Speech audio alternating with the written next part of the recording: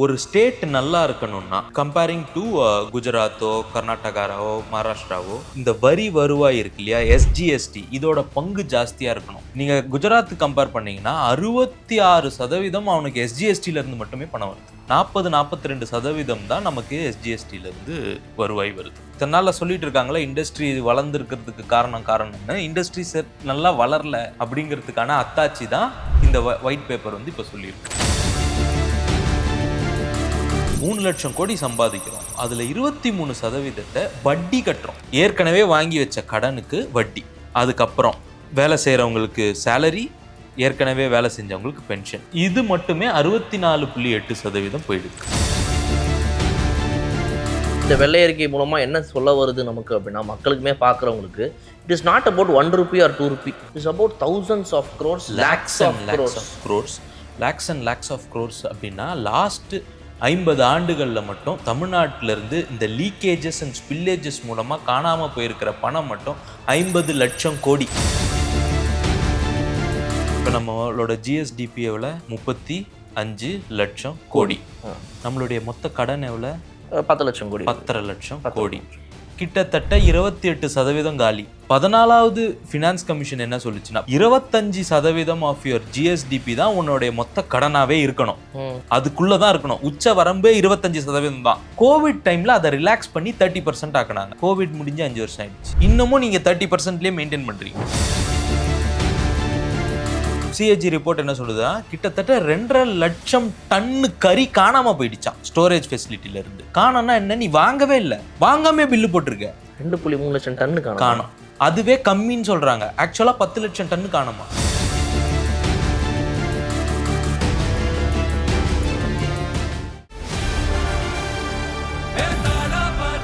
மக்களுக்கு நல்லது பண்றதுக்கு அரசியலுக்கு வாங்கடா, கொள்ளை அடிக்கிறது கொலை பண்றதுக்கு கூட அரசியல். கலர் கண்ணாடி நேயர்களுக்கு வணக்கம். இன்று ரொம்ப முக்கியமான ஒரு டாபிக் பற்றி பேசுறதுக்காக டாக்டர் ராஜசேகர் வந்திருக்காரு. வணக்கம். வணக்கம்.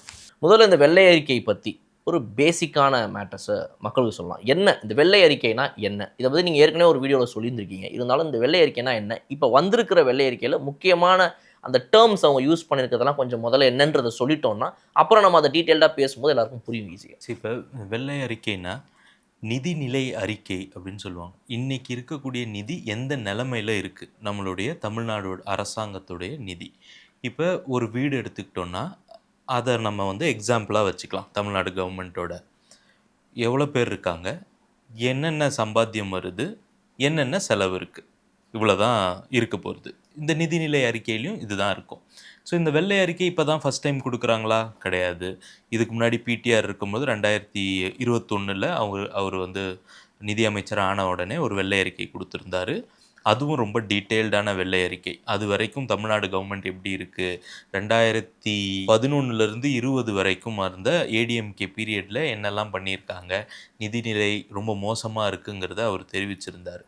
அதுக்கப்புறம் வந்த இந்த வெள்ளை அறிக்கையில் பார்க்கும்பொழுது ஒன்றும் பெருசாக மாற்றம் இல்லை, ரொம்ப மோசமடைந்திருக்கிறதே தவிர நல்ல விதமான முன்னேற்றங்கள் எதுவுமே இந்த வெள்ளை அறிக்கையிலையும் இல்லைங்கிறத பார்க்குறோம். இப்போ இதில் பேசிக்காக சில நம்பர்ஸ்லாம் சொல்லுவாங்க, வார்த்தைகள் நீங்கள் கேட்ட மாதிரி. Fiscal deficit, revenue, expenditure, GSDP, இது 4 மட்டும் நமக்கு தெரிஞ்சிடுச்சுன்னா மீதி உள்ளே போகிறது நம்ம பேசுகிறதுக்கு ஈஸியாக இருக்கும். ஜிஎஸ்டிபி அப்படின்னா இந்த மாநிலத்துடைய மொத்த சந்தை வருவாய், அதுதான் ஜிஎஸ்டிபி. அதாவது சர்வீஸு, இண்டஸ்ட்ரி, இதெல்லாம் சேர்ந்து இந்த மாநிலத்தில் மொத்தம் எவ்வளோ ரூபா வந்து சம்பாதிக்குது இந்த மாநிலத்தில். எல்லா கம்பெனிஸு, நம்ம வாங்கக்கூடிய பொருட்கள் எல்லாத்தோடைய மொத்த வியாபாரம், அதுதான் வந்து ஜிஎஸ்டிபி. அது வந்து தமிழ்நாட்டுடைய ஜிஎஸ்டிபி வந்து கிட்டத்தட்ட 35 லட்சம் கோடிகள் இருக்குது. இந்தியாவிலே செகண்ட் பிக்கெஸ்ட் ஜிஎஸ்டிபி, இல்லை தேர்ட் ஜிஎஸ்டிபி, ஃபோர்த் ஜிஎஸ்டிபின்லாம் சொல்கிறாங்க. ஆனால் நீங்கள் எடுத்து பார்த்தீங்கன்னா அந்த டாப் 4ல் மகாராஷ்டிரா வந்து ஸ்டாண்ட்ஸ் அப்பார்ட். அவங்களது வந்து 50 லட்சம் கோடி கிட்ட இருக்குது மகாராஷ்டிராவுடைய ஜிஎஸ்டிபி. அதுக்கப்புறம் வரக்கூடிய மற்ற ஸ்டேட்ஸ்லாம், குஜராத் 33 லட்சம் கோடி, கர்நாடகா 34.5 லட்சம் கோடி, நம்ம 35 லட்சம் கோடி, எல்லாம் பக்கத்தில் இருக்கக்கூடிய ஸ்டேட்ஸ். ஆல்மோஸ்ட் ஜியாகிரபிக்கல் சைஸு கூட கிட்ட கிட்ட சிமிலர் தான், மகாராஷ்டிராவும் குஜராத்தும் கர்நாடகாவும் தமிழ்நாடும். ஸோ அதனால தான் இதை நாலுமே வந்து கம்பேர் பண்ணி ரெகுலராக பேசுகிறது. இது ஜிஎஸ்டிபி. ரெவென்யூனா என்ன? ரெவென்யூனா வருமானம், அரசாங்கத்துக்கு வரக்கூடிய வருமானம் எப்படி வருது, எங்கெங்கேருந்தெல்லாம் இந்த வருமானம் வருது, எவ்வளோ வருமானம் அரசாங்கத்துக்கு வருது, இது மொத்தமாக ஒரு வருஷத்தில் தமிழ்நாட்டில் எவ்வளோ ரூபாய்க்கு வியாபாரம் நடந்ததுங்கிறது ஜிஎஸ்டிபி. வருமானங்கிறது கவர்மெண்ட்டுக்கு எவ்வளோ வரப்போகுது. இதில் இப்போ இங்கே நடக்கக்கூடிய வியாபாரத்தில் எல்லாருமே வந்து ஜிஎஸ்டி கட்டுறோம். ஜிஎஸ்டியில் என்னென்ன இருக்குது? எஸ்ஜிஎஸ்டி இருக்குது, சிஜிஎஸ்டி இருக்குது. இப்போ எஸ்ஜிஎஸ்டினா என்ன? ஸ்டேட்டு ஜிஎஸ்டி, ஸ்டேட்டுக்கான ஜிஎஸ்டி. சென்ட்ரல் ஜிஎஸ்டி ஒன்று இருக்குது. சென்ட்ரல் ஜிஎஸ்டி அவங்களுக்கு போயிடும். ஸ்டேட் ஜிஎஸ்டி யார்கிட்ட வரும்? தமிழ்நாடு கவர்மெண்ட்டுக்கு வந்துடும். இப்போ ஒரு ஹோட்டலுக்கு போகிறோம், 100 ரூபாய்க்கு பில்லு, 18% ஜிஎஸ்டினா அதில் 9 ரூபா ஸ்டேட் ஜிஎஸ்டி, 9 ரூபா சென்ட்ரல் ஜிஎஸ்டி. இந்த 9 ரூபா தமிழ்நாடு கவர்மெண்ட்டுக்கு வந்துடும். இந்த 9 ரூபா சென்ட்ரல் கவர்மெண்ட்டுக்கு போயிடும். இது இல்லாமல் வேற என்ன வருமானம்லாம் தமிழ்நாடு கவர்மெண்ட்டுக்கு இருக்குது? தமிழ்நாடு கவர்மெண்ட் வந்து வேட் கொடுக்குது. எதுலெல்லாம் வேட் இருக்குது? பெட்ரோல் ப்ராடக்ட்ஸு, லிக்கர், இது ரெண்டுத்துக்கும் வேட் வாங்குகிறோம். இது எக்ஸைஸ் டியூட்டி அப்படின்னு சொல்கிறோம். ஸோ இதிலிருந்து வரக்கூடிய வரி, அந்த வரி வருமானம் தமிழ்நாடு கவர்மெண்ட்டுக்கு வருது. இது இல்லாமல் வேறு எதுக்கெல்லாம் நம்ம வரி கட்டுறோம்? மோட்டார் வெஹிக்கிள் டேக்ஸ் கட்டுறோம், ரெவென்யூ டிபார்ட்மெண்ட்டுக்கு டேக்ஸ் கட்டுறோம், ஒரு வீடு வாங்குகிறோம், விற்கிறோம், முத்திரைத்தாள் வரிகள் சொல்கிறோம் இல்லையா, சொத்து வரி கட்டுறோம், வாட்டர் டேக்ஸ் கட்டுறோம், ஸ்டாம்ப் டியூட்டி, இதெல்லாம் இந்த மாதிரியான வரிகள் எல்லாம் ரெவென்யூவில் வந்து சேரும். இது வந்து வருமானம். இந்த வருமானம் தமிழ்நாட்டுக்கு எவ்வளோ இருக்குது? 3 லட்சம் கோடிகள் இருக்குது ஒரு வருஷத்துக்கு தமிழ்நாடு கவர்மெண்ட் இதன் மூலமாலாம் சேர்த்து சம்பாதிக்கிற தொகை வந்து 3 லட்சம் கோடி. ரெவென்யூ, அதுக்கு அடுத்து எக்ஸ்பெண்டிச்சர்னா செலவுகள். நம்ம வந்து எதுக்கு செலவு பண்ண போகிறோம்? இந்த காசு நம்ம சம்பாதிச்சிட்டோம், எப்படியெல்லாம் சம்பாதிக்கிறோன்னு சொல்லியாச்சு, இந்த டிபார்ட்மெண்ட்லேருந்து வருது இந்த வழியாக. அதுக்கப்புறம் இதை நம்ம எங்கே செலவு பண்ண போகிறோம்? எங்கெல்லாம் செலவு பண்ணோம்? ஃபஸ்ட்டு ஏற்கனவே நம்ம வாங்கி வச்சுருக்க கடனுக்கு வட்டி கட்டணும், அது ஃபஸ்ட்டு செலவு. 2வது செலவு, நம்மக்கிட்ட வேலை செய்கிறவங்களுக்கு சம்பளம் கொடுக்கணும். 3வது செலவு, ஏற்கனவே வேலை செய்தவங்களுக்கு பென்ஷன் கொடுக்கணும். 4வது செலவு, ஏற்கனவே நம்ம வந்து பல வருஷமாக தொடர்ந்து வர திட்டங்கள், வெல்ஃபேர் ஸ்கீம்ஸ் இருக்கு இல்லையா, அதுக்கான பணம். இது சென்ட்ரல் கவர்மெண்ட் ஸ்கீம்ஸாகவும் இருக்கும், ஸ்டேட் கவர்மெண்ட் ஸ்கீம்ஸாகவும் இருக்கும். இப்போ மாதம் 1000 ரூபா கொடுக்குறாங்க மகளிருக்கு அப்படிங்கிறது ஸ்டேட் கவர்மெண்ட் ஸ்கீம். வீடு கட்டி கொடுக்குறாங்கங்கிறது சென்ட்ரல் கவர்மெண்ட் ஸ்கீம். ஜல்ஜீவன் மிஷனில் தண்ணி பைப்பு எடுத்துகிட்டு வந்து கொடுக்குறாங்கங்கிறது சென்ட்ரல் கவர்மெண்ட் ஸ்கீம். ஆனால் இந்த ஸ்கீம்ல எல்லாமும் ஸ்டேட் கவர்மெண்ட்டோடைய பணம் இருக்குது. கிட்டத்தட்ட 40% வந்து தமிழ்நாடு கவர்மெண்ட் வந்து அதில் வந்து பணத்தை ஷேர் பண்ணுறாங்க, 60% சென்ட்ரல் கவர்மெண்ட் ஷேர் பண்ணுறாங்க. ஸோ இதுக்கெல்லாம் நம்ம செலவு பண்ணோம். இதுக்கப்புறம் நம்ம வேறு எதுக்கு செலவு பண்ணணும்? ரோடு போடணும், இண்டஸ்ட்ரீஸ் டெவலப் பண்ணணும், இன்ஃப்ராஸ்ட்ரக்சர்ஸ் டெவலப் பண்ணணும். இதுக்கெல்லாம் வந்து செலவு பண்ண வேண்டிய நாட்டோட வளர்ச்சி, இதுதான் கடைசியாக வருது, வளர்ச்சிக்கான காசு. இதெல்லாம் வந்து நம்மளுடைய எக்ஸ்பெண்டிச்சர். இதுக்கப்புறம் ஃபிஸ்கல் டெஃபிசிட் அப்படின்னு சொல்கிறாங்க இல்லையா. ஃபிஸ்கல் டெஃபிசிட்னா என்னென்னா, பட்ஜெட்டில் உள்ள துண்டு. சம்பாதிக்கிறது 3 லட்சம் கோடி, 3,30,000 கோடி வருஷத்துக்கு சம்பாதிக்கிறோம். செலவு பண்ணுறது 4,70,000 கோடி செலவு பண்ணுறோம். ஏன் 4,70,000 கோடி செலவு பண்ணுறோம்? அதெல்லாம் செலவு பண்ணால் தான் நம்மளால் இந்த வெல்ஃபேர் ஸ்கீம்ஸ் கொடுக்க முடியும், சம்பளம் கொடுக்க முடியும், வட்டி கட்ட முடியும், பென்ஷன் கட்ட முடியும், கொஞ்சம் இந்த இன்ஃப்ராஸ்ட்ரக்சர் டெவலப்மெண்ட் பண்ண முடியும். இது எல்லாத்துக்கும் சேர்த்து நம்ம செலவு பண்ணக்கூடிய காசு அதிகமாக இருந்ததுன்னா அதுக்கு பேர் ஃபிஸ்கல் டெஃபிசிட். இதுவே கம்மியாக இருந்ததுன்னா, நம்ம 4,5 லட்சம் கோடி சம்பாதிக்கிறோம், செலவு 4 லட்சம் கோடி தான் பண்ணால் 50 லட்சம் கோடி சர்ப்ளஸ் பட்ஜெட்னு சொல்லுவாங்க. சர்ப்ளஸ், தமிழ்நாடு ஒரு காலத்தில் சர்ப்ளஸ் பட்ஜெட் இருந்தது, அதுக்கப்புறம் தொடர்ந்து வந்து அது சர்ப்ளஸாகவே இல்லை, டெஃபிசிட்லேயே இருக்குது. பட்ஜெட்டில் துண்டாகவே கிடக்கு. சரி, இப்போ நீங்கள் சொன்னது எல்லாமே வந்துட்டு டேர்ம்ஸ். இப்போ நம்ம ஒரு விஷயத்தையும் கற்றுக்கிறதுக்கு முன்னாடி அதோடைய டேர்ம்ஸ், அதோடைய டெஃபினிஷன்லாம் பார்ப்போம். அது எல்லாத்தையும் கரெக்டாக சொல்லிட்டீங்க. ஸோ இப்போ இது வரைக்கும் வீடியோ பார்த்துருக்கோங்க, இது புரிஞ்சிருச்சு. அடுத்து இப்போது இது எல்லாமே என்ன நிலையில் இருக்குது நம்ம தமிழ்நாட்டில் அப்படிங்கிற ஒரு விஷயத்துக்கு போகலாம். இப்போ வந்திருக்கிற இந்த வெள்ளை அறிக்கையில் என்ன மாதிரி நம்பர் சொல்லுது? இந்த நீங்கள் சொன்ன ஒவ்வொரு எக்ஸ்பெண்டிச்சர் என்ன? இப்போ ஏற்கனவே வந்துட்டு 3 லட்சம் கோடி நம்ம கிட்ட வருதுன்னு சொல்கிறீங்க, 4.70 லட்சம் செலவு பண்ணுறோன்னு சொல்கிறீங்க. இதில் இப்போ எவ்வளோ டெஃபிசிட்ன்ற நமக்கு தெரிஞ்சு போச்சு, 1.70 டெஃபிசிட்டில் இருக்குது. இது தவிர வேறு என்னென்ன நம்பர்ஸ் இதில் அவங்க சொல்கிறது இன்னும் தெரிஞ்சுக்க வேண்டிய முக்கியமான விஷயங்கள்? இப்போ நமக்கு வர ரெவென்யூ எதுலேருந்து அதிகமாக வருதுங்கிறது தெரியணும். ஸ்டேட் ஜிஎஸ்டி அண்ட் டேக்ஸஸ்லேருந்து நிறைய நமக்கு வருது. 44% வந்து அதுலேருந்து தான் வருது. அதுக்கப்புறம் அதிகமாக வர்றது வந்து இந்த எக்ஸைஸ் டியூட்டி அண்ட் வேட்லேருந்து வருது. அதாவது லிக்கர்லேருந்து அண்ட் பெட்ரோலியம் வேட்லேருந்து வரக்கூடிய வருவாய் வந்து அதிகமாக இருக்குது. அதுக்கப்புறம் தான் மீதியெல்லாம் இந்த ரெவென்யூ டிபார்ட்மெண்ட்டு, அதர் ரெவென்யூஸ், அதுக்கப்புறம் மோட்டார் வெஹிக்கிள் டேக்ஸஸ், இதிலேருந்து வரக்கூடிய ரெவென்யூ இதெல்லாம் வந்து ரொம்ப குறைச்சலாக இருக்குது. ஓகே, இப்போ ஒரு ஸ்டேட் நல்லா இருக்கணும்னா கம்பேரிங் டு குஜராத்தோ, கர்நாடகாவோ, மகாராஷ்டிராவோ, உங்களுடைய இந்த வரி வருவாய் இருக்கு இல்லையா, எஸ்ஜிஎஸ்டி, இதோட பங்கு ஜாஸ்தியாக இருக்கணும். எஸ்ஜிஎஸ்டி எப்போ ஜாஸ்தி ஆகும்? எஸ்ஜிஎஸ்டி எப்போ ஜாஸ்தி ஆகும்னா, நம்ம நிறைய சம்பாதிக்கும் பொழுது. இங்கே இருக்கக்கூடிய எம்எஸ்எம்இ நிறைய பிஸ்னஸ் பண்ணுறாங்கன்னா அவங்க நிறைய எஸ்ஜிஎஸ்டி கட்டுவாங்க. அப்போ நிறைய வருமானம் அரசாங்கத்துக்கு வரும். இதுதான் வந்து ஒரு ஆரோக்கியமான வளர்ச்சி. ஆனால் நம்ம வந்து கிட்டத்தட்ட 20% வந்து நம்ம எக்ஸைஸ் டியூட்டியிலேருந்து எடுக்கிறோம். நீங்கள் குஜராத் கம்பேர் பண்ணிங்கன்னா 66% அவனுக்கு எஸ்ஜிஎஸ்டியிலேருந்து மட்டுமே பணம் வருது. நமக்கு 40% தான் நம்மளுடைய மொத்த வருவாயில் வரக்கூடிய வருவாயில் 42% தான் நமக்கு எஸ்ஜிஎஸ்டியிலேருந்து வருவாய் வருது. இதுக்கான காரணம் நீங்கள் சொல்வது போல் இங்கே இருக்கக்கூடிய நிறைய இந்த பிஸ்னஸ்லேருந்து வரமாட்டேங்குதுன்னு வரல. ஏன் வரல? ஏன்னா நம்ம அதை வளர்க்கலை. ஓகே, இப்போ இவங்க தன்னால் சொல்லிட்டு இருக்காங்களே இண்டஸ்ட்ரி வளர்ந்துருக்கிறதுக்கு காரணம்னு. இண்டஸ்ட்ரி நல்லா வளரல அப்படிங்கிறதுக்கான அத்தாட்சி தான் இந்த ஒயிட் பேப்பர் வந்து இப்போ சொல்லியிருக்கு.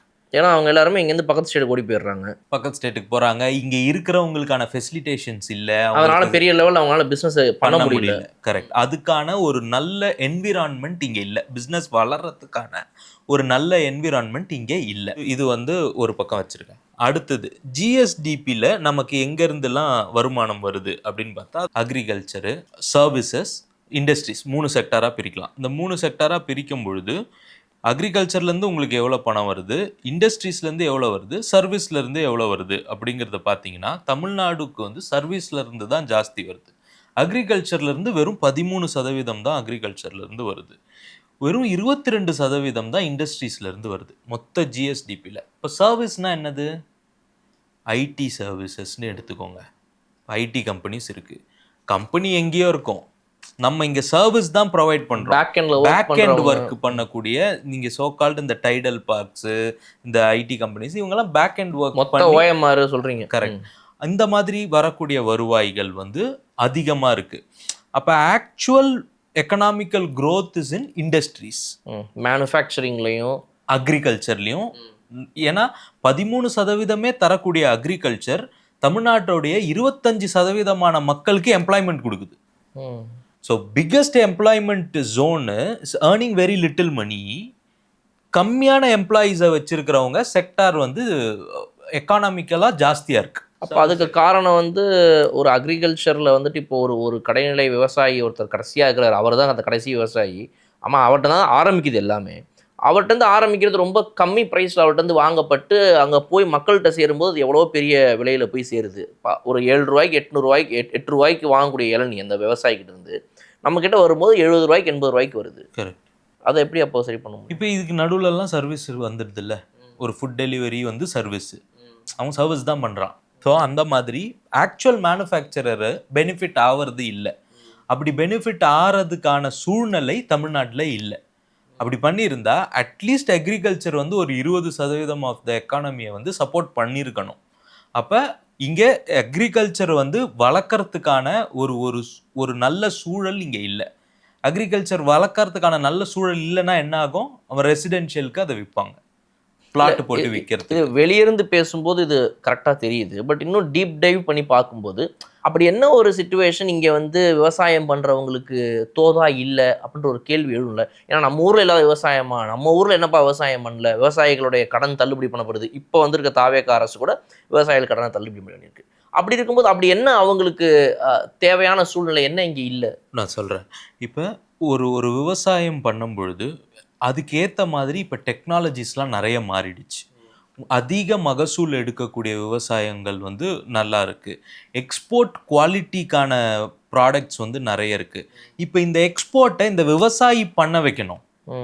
நடுவில் இருக்க ஒருத்தன் வாங்கி அவன் பண்ணக்கூடாது. விவசாயி பண்ணும் பொழுது தான் அது வந்து விவசாயம் பண்ணுறவங்கள அது போய் பெனிஃபிட் பண்ண போகுது. அவங்கள போய் அதை சப்போர்ட் பண்ண பொழுது. இப்போ இந்த விவசாய கடன் தள்ளுபடின்னு நீங்கள் சொல்கிறீங்கல்ல, இப்போ இந்த விவசாய கடன் மட்டும் தமிழ்நாட்டில் வந்து கிட்டத்தட்ட 3.84 லட்சம் கோடி இருக்கு. தமிழ்நாடோட பட்ஜெட் எவ்வளோ? 3 லட்சம், அவ்வளோ 3 லட்சம் கோடி. ஆனால் அதை விட ஜாஸ்தியாக விவசாயிகள் வாங்கின கடன் இருக்கு. இப்போ இவங்க எல்லாருமே கஷ்டப்படுற விவசாயியா? கிடையாது. ஏன் கிடையாது அப்படின்னா, விவசாயத்திலிருந்து ஈட்டக்கூடிய வருமானத்துக்கு வரி கிடையாது, ஜீரோ நோ டாக்ஸ். டாக்ஸ். அப்ப பெருமுதலாளிகள், பெரிய பெரிய பணம் சம்பாதிக்கிறவர்கள் அவங்களுடைய மணி டைவர்ஷனுக்கு விவசாயத்தை யூஸ் பண்றது வந்து ரொம்ப வாடிக்கை இங்க. இப்போ ஊர் பக்கம்லாம் பார்த்தோம்னா பெரிய தோப்பு வச்சிருப்பாங்க, ஏக்கர் கணக்கில் இடம் இருக்கும், அதை விவசாயம் பண்ணுவாங்க. ஸோ விவசாயினால ஏழைன்னு நம்ம சொல்ல முடியாது, அந்த மாதிரி விவசாயிகளும் இருக்கிறாங்க. கரெக்ட். நான் அவங்கள கூட சொல்லலை. பெரிய பெரிய அரசியல்வாதிகள் தேர்தலில் அவருடைய இதில் பார்க்கும்பொழுது அவருடைய ஆண்டு வருமானம் வந்து கிட்டத்தட்ட 12 கோடி 13 கோடி கிட்ட காட்டியிருக்காரு வருமானம். ஆனால் வருமான வரி கட்டலை. ஏன் கட்டலைன்னா அது அக்ரிகல்ச்சர்லேருந்து வந்தது அப்படின்னு சொல்கிறார். அவருக்கு அக்ரிகல்ச்சர் லேண்ட் கண்டிப்பாக இருக்கும், பெரிய ஆள் தான். ஆனால் அவர் அக்ரிகல்ச்சர் பண்ணுறது கிடையாதுல்ல. அப்போ விவசாயி யார்? அங்கே வேலை செய்கிறவன்.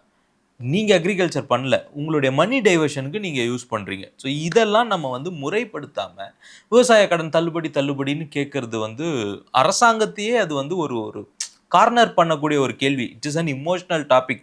விவசாயி வந்து பிழைக்கக்கூடாதா? விவசாயியோட கடனை நீங்கள் மல்லையாவோட கடனெல்லாம் தள்ளுபடி பண்ணுவீங்க, விவசாயிக்கு கடன் தள்ளுபடி பண்ணால் it's an emotional subject. Yes, நான் ஒத்துக்கிறேன். ஆனால் அவசரமாக பண்ணக்கூடிய ஒரு விஷயம் அது கிடையாது. அதனால தான் சிறு குறு விவசாயிகள்னு பிரித்து அவங்களுக்கு என்ன பெனிஃபிட் பண்ண முடியுமோ அதை பண்ணுறதுக்கான முயற்சிகளில் கவர்மெண்ட் ஈடுபடுறாங்க. அதுக்கு அடுத்தது இண்டஸ்ட்ரியல் செக்டார். இப்போ இண்டஸ்ட்ரியல் செக்டார் எப்போ வளரும்? இங்கே இண்டஸ்ட்ரி வளர்கிறதுக்கான ஒரு சூழலை உருவாக்கணும்.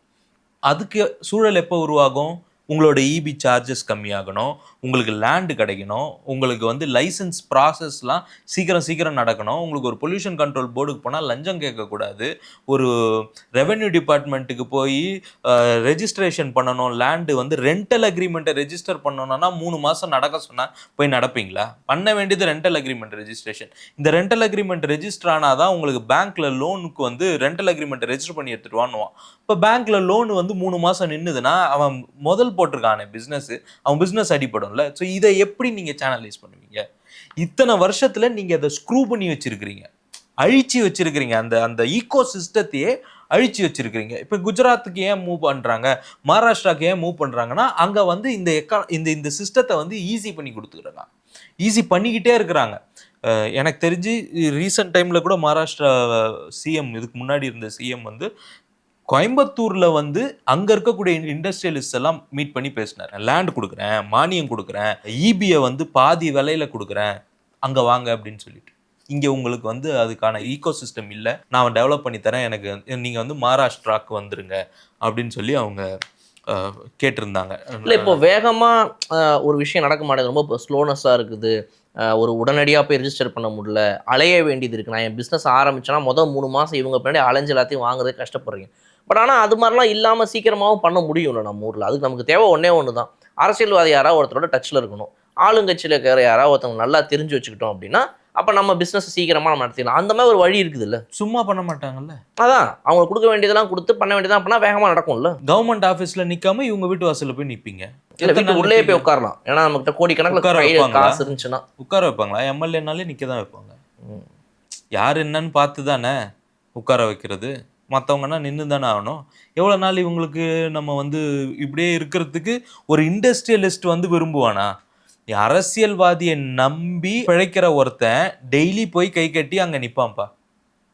ஒரு தொழில் பண்ணணும், அந்த தொழில் வந்து ஒரு 4 பேருக்கு வேலை கொடுக்கணும், நம்மளால் ஒரு 4 குடும்பம் வாழணும்னு நினச்சி வரவனுக்கு அவனுக்கு இருக்கிற செருக்கு வந்து அது வந்து ரொம்ப ரெஸ்பெக்டபுளான செருக்கு. அவன் போய் நிற்க மாட்டான். எனக்கு தெரிஞ்சு எத்தனையோ பேர் இருக்காங்க, அவங்கெல்லாம் போய் நிற்கலாம் மாட்டாங்க. அதனால தான் யாருமே பிஸ்னஸ் பண்ண முடியாத ஒரு சூழல் இருக்குது. அப்போ இண்டஸ்ட்ரியல் டெவலப்மெண்ட் வந்து ரொம்ப ரொம்ப கம்மியாக இருக்குது. இப்போ இந்த கார்பரேட்ஸ் மாதிரியான கம்பெனிஸ்க்கெலாம் உங்களால் ரெஸ்ட்ரிக்ட் பண்ண முடியாதுல்ல. இன்னும் போய் ஸ்விக்கி கிட்ட போய் கட்டிங் வாங்க முடியுமா உன்னால்? ஜொமேட்டோவில் போய் கட்டிங் வாங்க முடியாது. அவங்க வந்து வேற ஒரு மாடலில் வராங்க. ஸோ அவன் உன்னோடைய க்ரைட்டீரியாவில் அவன் ஃபிட் ஆக மாட்டான். ஸோ இங்கே பிஸ்னஸ் பண்ணணும்னாலே பெரிய முதலாளியாக இருக்கணும், அப்போ தான் பிஸ்னஸ் பண்ணணும். அதான் எக்ஸாக்ட்லி அதான் நானும் சொன்னேன். அப்போ சின்ன ஆட்கள்லாம் எப்போ பிஸ்னஸ் பண்ணி எப்படி பெரிய ஆள் ஆகுறது? அது நடந்தால் தான் இங்கே எக்கனாமி வந்து ஹெல்த்தியாக இருக்கும். இது வந்து நமக்கு ரெவென்யூவில் இருக்கக்கூடிய ப்ராப்ளம். பிரச்சனைகள். ஃபிஸ்கல் டெபிசிட்டில் நம்ம என்ன ப்ராப்ளம்னு வருவோம். எக்ஸ்பெண்டிச்சரில் 23% நம்ம வட்டிக்கே கட்டுறோம். 3 லட்சம் கோடி சம்பாதிக்கிறோம், அதில் 23% வட்டி கட்டுறோம். ஏற்கனவே வாங்கி வச்ச கடனுக்கு வட்டி, அதுக்கப்புறம் வேலை செய்கிறவங்களுக்கு சேலரி, ஏற்கனவே வேலை செஞ்சவங்களுக்கு பென்ஷன், கவர்மெண்ட் எம்ப்ளாயீஸோடைய சேலரி, கவர்மெண்ட் எம்ப்ளாயீஸ் முடிஞ்சவங்களோட எக்ஸ்பென்ஷன்ஸ், பென்ஷன், இது மட்டுமே 64.8% போயிடுது. ஒரு வருஷம் சம்பாதிக்கிற 3 லட்சம் கோடியிலேருந்து 64% இதுலயே போயிடுது. மீதி ஒரு 27% கிட்ட வந்து ஏற்கனவே இருக்கக்கூடிய வெல்ஃபேர் ஸ்கீம்ஸ். இப்போ வீடு கட்டுற திட்டத்துக்கு சென்ட்ரல் கவர்மெண்ட் 60% கொடுப்பாங்க, தமிழ்நாடு கவர்மெண்ட் 40% கொடுக்கணும். இப்போ இந்த விபிஜி ராம்ஜி ஸ்கீம், அதாவது முன்னாடி இருந்த எம்என் ரேகா ஸ்கீம் வந்து இப்படி மாறி இருக்கு. இந்த 100 நாள் வேலைவாய்ப்பு திட்டம் 150 நாள் வேலைவாய்ப்பு திட்டமாக மாறிடுச்சு. இதுக்கு நம்ம 40% கொடுக்கணும், சென்ட்ரல் கவர்மெண்ட் 60% தான் கொடுப்பாங்க. ஜல்ஜீவன் ஸ்கீம் 60% சென்ட்ரல் கவர்மெண்ட் கொடுப்பாங்க, ஸ்டேட் கவர்மெண்ட் 40% கொடுக்கணும். இந்த காசெல்லாம் ஏற்கனவே ஃபிக்ஸ்டு செலவு பண்ணி தான் ஆனோம், ஏன்னா ஏற்கனவே சைன் பண்ணியாச்சு கவர்மெண்ட் ப்ராஜெக்ட்ஸ். ஆமாம், ஏற்கனவே அக்ரிமெண்ட் சைன் பண்ணியாச்சு. வெல்ஃபேர் ஸ்கீம்ஸ் இதுக்கெல்லாம் போயிடுறது மொத்தமாக 87% காலி. மிச்சங்கிறது ஒரு 13%. இந்த 13% வச்சுக்கிட்டு நீங்கள் இன்ஃப்ராஸ்ட்ரக்சர் டெவலப் பண்ணணும். ரோடு போடணும், நல்ல ரோடு போடணும். ஆமாம், பாலம் கட்டணும், நல்ல பாலம் கட்டணும், தரமான பாலம் கட்டணும். இடிஞ்சு விழுந்தது அந்த மாதிரி பாலம் கட்டக்கூடாது. மக்களுக்கு இந்த வீட்டு வசதி இதெல்லாம் கட்டி கொடுக்குறோம் அப்படின்னா அது தரமான வீடாக கட்டி கொடுக்கணும். இது எல்லாமே இந்த 13% நம்ம பண்ணணும். ஆமாம், இது நம்மளால் பண்ண முடியாமல் இதுக்கு மேலே மேலே நிறைய வந்து வாக்குறுதிகளை வந்து கடந்த ஆண்டுகளில் நிறைவேற்றுறன்ற பேரில் இதுக்கெல்லாம் கடன் வாங்க வேண்டியதாக இருக்குது. அதுதான் ஃபிஸ்கல் டெபிசிட். ஜாஸ்தியாக நம்ம செலவு பண்ணுறோம். இந்த அதிகமான எக்ஸ்பென்ஸை நீங்கள் வருஷம் கடன் வாங்கி செலவு பண்ணிக்கிட்டே இருந்தீங்கன்னா, ஒன்று வருமானத்தை இன்க்ரீஸ் பண்ணணும், செலவை கம்மி பண்ணணும். நீ செலவையும் இன்க்ரீஸ் பண்ணுற, வருமானமும் இன்க்ரீஸ் தான் ஆயிருக்கு, நான் இல்லைன்னு சொல்லலை. வருமானம் இன்க்ரீஸ் தான் ஆகிட்டே வருது. கோவிட் டைமில் இருந்ததுக்கு இப்போ வருமானம் வந்து ஜாஸ்தி தான் தமிழ்நாடு கவர்மெண்ட்டுக்கு. ஆனால் அதை விட ஜாஸ்தியாக செலவு பண்ணிக்கிட்டே இருக்கிறீங்க. இப்போ இந்த செலவை கண்ட்ரோல் பண்ணாமல் இந்த எக்கானமி வந்து ஹெல்த்தியாகவே இருக்காது. இதுக்கு வந்து சில உச்ச வரம்புகள்லாம் இருக்குது. இந்த ஃபிஸ்கல் டெபிசிட்டுக்கும் ஜிஎஸ்டிபிக்கும் ஒரு உச்ச வரம்பு இருக்குது. நம்மளுடைய இந்த வட்டி கட்டுறோம் இல்லையா, அதுக்கு வந்து உச்ச வரம்பு வச்சுருக்குறாங்க. இப்போ 14th ஃபினான்ஸ் கமிஷன் படி 25% தான் வந்து நீங்கள் வந்து எக்ஸ்ட்ரா பணம் வாங்குற நிலைமைக்கு வச்சுக்கலாம். 25% தான் உங்களுடைய டோட்டல் டெட்டு வந்து இருக்கலாம், கடன். இப்போ கூட இதில் பேசும்போது இந்த மீட்டிங்கில் கூட ஃபினான்ஸ் மினிஸ்டரோட இந்த இதில் அவங்க என்ன சொல்லியிருந்தாங்கன்னா 1.15 lakh crore வரைக்கும் தான் ஒரு வருஷத்துக்கு நம்மளால் வாங்க முடியும் அப்படின்ற மாதிரி சொல்கிறாங்க. இது ஏன் அந்த நிலைமைக்கு வந்ததுன்னு நான் சொல்கிறேன். இப்போ நம்மளோட ஜிஎஸ்டிபி எவ்வளோ? 35 லட்சம் கோடி. நம்மளுடைய மொத்த கடன் எவ்வளோ? 10 லட்சம் கோடி. 10.5 லட்சம் கோடி. கிட்டத்தட்ட 28% காலி. 14வது ஃபினான்ஸ் கமிஷன் என்ன சொல்லுச்சுன்னா, 14வது ஃபினான்ஸ் கமிஷன் வந்து பிஃபோர் கோவிட் என்ன சொல்கிறாங்கன்னா, 25% ஆஃப் யுவர் ஜிஎஸ்டிபி தான் உன்னுடைய மொத்த கடனாகவே இருக்கணும், அதுக்குள்ளே தான் இருக்கணும். உச்ச வரம்பே 25% தான் maximum. Healthy is less than 20. Healthy is less than 20. Risk ஃப்ரீயாக இருக்கணும். 25 வந்து மேக்ஸ். கோவிட் டைமில் அதை ரிலாக்ஸ் பண்ணி 30% ஆக்கினாங்க. கோவிட் முடிஞ்சு 5 வருஷம் ஆயிடுச்சு, இன்னமும் நீங்கள் 30%லேயே மெயின்டைன் பண்ணுறீங்க. வரல கடன், மொத்த கடன் ஜிஎஸ்டிபில இருந்து மொத்த கடன் வந்து இங்கே இருக்குது 30% கிட்டேயே வச்சிருக்கீங்க, 28%லேயே வச்சிருக்கிறீங்க. அப்போ மீதி உங்களுக்கு இருக்கிற கேப் வந்து 1.5% தான் இருக்குது. அப்போ இன்னொரு 1 லட்சம் தான் உங்களால் கடனே வாங்க முடியும். இன்னைக்கு இருக்கிற சூழ்நிலைக்கு தமிழ்நாடு கவர்மெண்ட்டால் இன்னும் கடன் வாங்கினோன்னா 1 லட்சம் கோடி தான் வாங்க முடியும், 1.15 கோடி தான் வாங்க முடியும். போன வருஷம் எவ்வளோ வாங்கினாங்க? 1.78 கோடி. ஏன் ஜாஸ்தி பண்ணீங்க? ஏன்னா நீங்கள் வெளில போகும்பொழுது இந்த மாதிரி இதெல்லாம் நாங்கள் பண்ணுறோம், அந்த ஸ்கீம் பண்ணுறோம், இந்த ஸ்கீம் பண்ணுறோம், அடுத்து யார் நம்ம வந்தால் பார்த்துக்கலாம், அவன் வந்தால் நமக்கு என்னன்ற மாதிரி மொத்தமாக முடிச்சு விட்டு போயிட்டீங்க. ஸோ இந்த எக்கானாமிக்ஸை இவங்களுக்கு புரிஞ்சு இவங்க வந்து அதை சரியாக பண்ணலை. இதுக்கு முன்னாடி இருந்த கவர்மெண்ட் புரியாமல் இல்லை, புரிஞ்சு பண்ணலை. ரெண்டாவது, இதுல இருந்து எப்படி மணி டைவர்ட் பண்ணுறது அப்படிங்கிறதையும் இவங்க வந்து பிளான் பண்ணி அழகாக அவங்களுடைய சொத்துக்களை சேர்க்கறதுக்கான வழிகளையும் தேடிக்கிட்டாங்க. இப்போ இதில் எனக்கு இருக்கிற சந்தேகம் என்னன்னா, மக்கள் பார்க்குறவங்க இதை தான் கேட்பாங்க. சரி ரைட்டுங்க, இந்த இடங்கள்ல இவ்வளோ ஆயிருக்கு. இப்போ துறை ரீதியாக நீங்கள் பார்த்தீங்கன்னா கூட இந்த துறைகளில் அதிகமாக வந்துட்டு ஆயிருக்குது. இப்போ போக்குவரத்து துறை வந்து மிகப்பெரிய லாஸில் இருக்குது, மின்சாரத்துறையிலையும் ஒரு மிகப்பெரிய லாஸில் இருக்குது. இதெல்லாம் ரைட், ஓகே, எல்லாமே சொல்லிட்டாங்க. பட் இப்போ தாவேக்காவுடைய அரசு வந்து இப்போ வந்திருக்கிற புதிய அரசு என்ன சொல்லுது, இதை எப்படி சரி பண்ண போகுது அப்படின்னு அவங்க கிட்ட பத்திரிகை நிருபர்கள் கூட நேற்று கேட்டிருந்தாங்க. அதுக்கு அவங்க என்ன சொல்லியிருந்தாங்க அப்படின்னா, நாங்கள் வந்து அவங்க சொன்ன எல்லா பதில்களும் ஒன்றை சுற்றி தான் இருந்துச்சு. நாங்கள் கரப்ஷன் ஃப்ரீயாக ஒரு கவர்மெண்ட்டை நடத்த போகிறோம், அது மூலமாக எங்களால் இதை சரி பண்ண முடியும்னு நாங்கள் நினைக்கிறோன்றாங்க. இப்போ எனக்கு இதில் ஒரு சந்தேகம் இருக்குது. இப்போ கரப்ஷன் நம்ம சொல்கிறது எங்கள் எல்லாருக்குமே புரிஞ்சது என்ன அப்படின்னா, மக்களை பொறுத்த வரைக்கும் நான் அவங்களுக்கு வந்து கவர்மெண்ட்டுக்கு ஒரு 1000 ரூபா கட்ட வேண்டிய இடத்துல நான் வந்து ஒரு டெண்டர் எடுக்கிறேன், நான் வந்து என்னுடைய வீட்டு வரியை கட்டுறேன், இல்லை நான் வந்து ஒரு லேண்டு வாங்குறேன், ஒரு வீடு வாங்குறேன், பிஸ்னஸ் ஆரம்பிக்கிறேன், ஏதோ ஒன்று, அதுக்கு கவர்மெண்ட் ஒரு ஃபீஸ் வச்சுருக்கும். இந்த லைசன்ஸ்க்கு இவ்வளோப்பா, இந்த ஒரு இதை டேக்ஸுக்கு இவ்வளோப்பான்னு எல்லாமே வச்சுருக்குது. நான் அதை கட்டுறது இல்லாமல் நடுவில் இருக்கக்கூடிய இந்த இவங்களுக்கெல்லாம் கப்பம் கட்டுறேன். இந்த கப்பம் கட்டுறதை நீங்கள் கட் பண்ணுறீங்க, இதுதான் உங்களுடைய கரப்ஷன் அப்படின்னு சொன்னால், அப்போ இதை கட் பண்ணுறதன் மூலமாக நான் வந்து அரசாங்கத்துக்கு கொடுக்கக்கூடிய வரி கட்டுற பணம் அது எல்லாமே அப்படியே தான் இருக்க போகுது. அந்த 1000 ரூபா கட்ட தான் போகிறேன், அது இல்லாமல் எக்ஸ்ட்ராவாக பண்ணுறது தானே கட் பண்ண போகிறீங்க. அப்போ இது மூலமாக எப்படி வந்து இதெல்லாம் சரி பண்ண முடியும் அப்படின்ற ஒரு டவுட் இருக்குது. அதனால் நான் கேட்குறேன். நீங்கள் சொல்கிறது கரப்ஷன் கிடையாது, நீங்கள் சொல்கிறது லஞ்சம். கமிஷன், லஞ்சம், லஞ்சம், பிரைபரி, பிரைப். ஊழலுங்கிறது வேற. ஃபார் எக்ஸாம்பிள், இப்போ தமிழ்நாடுடைய மொத்த கடன் அப்படின்னா 10 லட்சம் கோடி கிடையாது. நேற்று என்ன நம்பர் சொன்னாங்க, 13.8 லட்சம் கோடி. இது மற்ற டிபார்ட்மெண்ட்ஸையும் சேர்த்து டான்ஜெட்கோ, அந்த இபி சம்பந்தப்பட்ட ஒரு 3-4 பாடிஸாக இருக்கக்கூடிய, ஆமாம், அந்த 3-4 பாடிஸு, அதுக்கப்புறம் டிரான்ஸ்போர்ட்டில் மட்டும் ஒரு 75,000 கோடி கடன் இருக்கு. டான்ஜெட்கோ இந்த சம்மந்தப்பட்டது, இபி சம்மந்தப்பட்டதில் வந்து ஒரு 2.25 லட்சம் கோடி கடன் இருக்கு. இப்போ நம்ம இபி மட்டும் எடுத்துப்போம். கரப்ஷனை எப்படி கட் பண்ணா எப்படி வருமானம் ஜாஸ்தி ஆகும்னு கேட்குறீங்க, அதான் கேள்வி. கரெக்ட். இப்போ இபியை மட்டும் நம்ம உதாரணத்துக்கு எடுத்துப்போம். இபி என்ன பண்ணுது, கரண்ட்டை ப்ரொடியூஸ் பண்ணுது, கரண்ட்டை விற்குது. விற்கிறதுக்கு இபி காசு வாங்குது. ஆமாம், நம்ம எல்லார்ட்டும் வாங்குது. நம்ம எல்லாரும் ஆஃபீஸ் நடத்துறவங்க கிட்ட, கம்பெனி நடத்துறவங்க கிட்ட இருந்து வீடு வச்சிருக்கிறவங்க வரைக்கும் எல்லார்ட்டும் வாங்குது. எல்லாரும் காசு கொடுக்குறோம். இந்த வாங்குற காசு அதிகமாயிருக்கா? அதிகமாயிருக்கு. 5 வருஷத்துல அதிகமாயிருக்கு. 40% நீங்க ஏத்தி இருக்கிறீங்க. ரைட். 21க்கு ஆல்சோ கன்சம்ஷன் அதுவும் ஜாஸ்தி ஆகுது. முன்னாடி ஒரு வீட்டில் ஏசி இருந்த இடத்துல இன்னைக்கு 3 ஏசி கூட போட முடியுது. எல்லா இடத்துலையுமே இதாக இருக்குது. கன்சம்ஷன் ஜாஸ்தி ஆகுதுன்னா இங்க வந்து ப்ரொக்யூர்மெண்ட் அண்ட் ப்ரொடக்ஷனும் ஜாஸ்தி ஆகணும். ஆமா, நேற்று 2 தான் யூஸ் பண்ணியிருக்கிறோம், இன்னைக்கு 3 யூஸ் பண்றோம்னா இங்க 3 யூனிட் நமக்கு தரணும். ஆனா பேஸ் ப்ரைஸே நீங்க இன்க்ரீஸ் பண்ணியிருக்கிறீங்க. 40% உங்களுடைய இன்கம் ஜாஸ்தி பண்ணிருக்கீங்க. ஓவரால் பெரிய ஹைக். கரெக்ட். ஸோ இந்த ஹைக் இருக்கும் பொழுது உன்னோட செலவு கம்மியாக இருக்கணும்ல. ஆமாம். நேற்று 1 லட்சம் ரூபாய் நீங்கள் வந்து செலவு பண்ணும் பொழுது 80,000 ரூபாய் சம்பாரிச்சிங்க. இன்னைக்கு 1.5 லட்சம் ரூபாய் சம்பாதிக்கிறீங்க, செலவு 1 லட்சம் தானே இருக்கணும். ஆமாம். எப்படி செலவு 2 லட்சம் ஆகுது? எப்படி? ஏன்னா இதுதான் இந்த கரப்ஷன் அண்ட் ஸ்பில்லேஜஸ்ன்ற ஒரு வார்த்தை சொல்லியிருந்தாங்க. லீக்கேஜ்ன்ற ஒரு வார்த்தை சொன்னாங்க. இப்போ லீக்கேஜ் எங்கெல்லாம் போகுது? ஒரு வருஷத்துக்கு இபி கறி வாங்கணும், கோல் வாங்கி அதிலிருந்து தெர்மல் பவர் பிளான்ட்ஸில் போட்டு எரித்து பவர் ப்ரொடியூஸ் பண்ணி அந்த பவரை நமக்கு விற்பாங்க. ஸோ இதுக்கு நிறைய சைட்ஸ் இருக்குது. இது பேர் வந்து தெர்மல் பவர் பிளான்ட். எண்ணூரில் இருக்குது, மேட்டூரில் இருக்குது, நிறைய இடங்கள்ல இருக்குது தமிழ்நாட்டில்.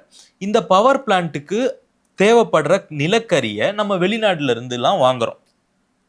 இந்த வாங்கக்கூடிய கரியை நீங்க அதிக விலைக்கு வாங்குறீங்க. கரியோட விலை 10 ரூபான்னா நீங்க 30 ரூபாய்க்கு வாங்குறீங்க. அது எப்படி? இப்போ நீங்க விற்கிறீங்க, நீங்கள் தான் கடைக்காரரு, நான் உங்ககிட்ட வந்து ஒரு வீட்டுக்கு தேவையான மளிகை ஜாமான் வாங்குறேன், நீங்கள் 10 ரூபா தான் இதோட விலைன்னு சொல்கிறீங்க, நான் ஏன் உங்களுக்கு 30 ரூபா கொடுக்க போகிறேன்? நீங்கள் உங்களுக்கு வாங்கலை, நீங்கள் உங்கள் முதலாளிக்கு வாங்குறீங்கன்னு வைங்க. சிம்பிளாக உங்கள் ஓனர் வந்து உங்களை வாங்கிட்டு வர சொல்கிறார். பொருளோட விலை வந்து 10 ரூபா தான். ஆனால் நீங்கள் என்கிட்ட என்ன சொல்கிறீங்க, நான் தான் விற்கிறேன், என்கிட்ட என்ன சொல்கிறீங்க, 30 ரூபான்னு பில்லு போடு, நீ 10 ரூபா எடுத்துக்க, நான் 10 ரூபா எடுத்துக்கிறேன். ஸோ உன் கம்பெனிக்கு 10 ரூபா போகட்டும், உன் கம்பெனிக்காக வேலை பார்க்குற உனக்கு ஒரு 10 ரூபா, என் கம்பெனிக்காக வேலை பார்க்குற எனக்கு ஒரு 10 ரூபா. அந்த மாதிரி இப்போ கறிக்கு வருவோம். ஆனால் இப்போ இதை வாங்குறது யார் காசுல? கவர்மெண்ட் ஃபண்ட்ஸு, நம்மளுடைய வரி பணம். ஸோ இப்போ நம்மலாம் கட்டுற வரி பணத்தில் 3 லட்சம் கோடி ரூபா வருஷம் வருது கவர்மெண்ட்டுக்குன்னா, அதுலேருந்து இவங்க இதெல்லாம் பர்ச்சேஸ் பண்ணுறாங்க. அதை பர்ச்சேஸ் பண்ணுறதுல இவங்க ஊழல் பண்ணுறாங்க. இதுதான் ஊழல். இதுக்கு முன்னாடி சொன்னது லஞ்சம், இது ஊழல். இப்போ கறிக்கு வரும். கறியில் வந்து கிரேட் 1, கிரேட் 2, கிரேட் 3லாம் இருக்குது. கேலரிக் வேல்யூவை வச்சு அதை வந்து கிரேட் பண்ணுவாங்க. இப்போ கிரேடு 4 கறியோட விலை 5 ரூபான்னு வச்சுக்கோங்க. அந்த கறியோட தரம் வந்து தரம் கொஞ்சம் வந்து கம்மியா கம்மி. கிரேடு 1 விலை வந்து 50 ரூபான்னு வச்சுக்கோங்க. கிரேடு 4 கறியை நான் வந்து 50 ரூபாய்க்கு வாங்குவேன். இந்த தரத்துல இருக்கிற கறியை அந்த தரத்துல இருக்கிற கிரேடு விலைக்கே 1க்கு வாங்குவேன். இப்போ கிரேடு 1 வந்து அது மொத்தமாலாம் வாங்க மாட்டேன். உங்ககிட்ட வந்து ஒரு கிலோ கிரேடு 1 வாங்குறேன்னா அதில் வந்து ஒரு 400 கிராம் வந்து கிரேடு 4 போட்டிருப்பா அப்படின்னு சொல்லிடுவேன். நீங்கள் கிரேட் 4 போட்டுருவீங்க. அந்த காசு யாருக்கு? பாக்கெட்டுக்கு. கணக்கில் கிரேட் 1 வாங்கினதா இருக்கும். இது